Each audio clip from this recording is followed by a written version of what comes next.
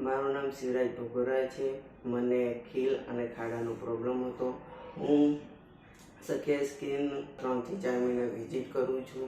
મને અત્યારે બહુ ઘણું સારું છે અને અહીંયાના ડૉક્ટર અને સ્ટાફ ઘણું સારું છે અને બહુ સારી રીતે સમજાવે છે। Thank you so much Sakhiya skin clinic.